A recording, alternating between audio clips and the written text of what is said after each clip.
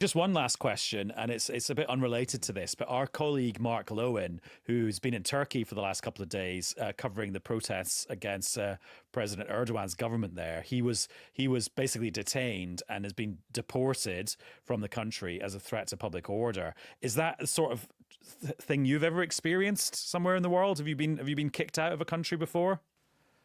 Yeah, I have, and it's not the kind of country necessarily that President Erdogan of Turkey would like to be associated with. I was booted out of Saddam Hussein's Iraq for similar, for actually saying something in a news report that they didn't like.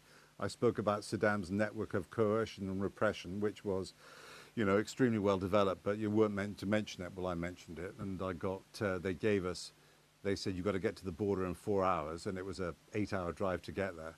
The poor old sound recorders had never been there before, thought we were for the chop. I said, don't worry, it's going to be fine.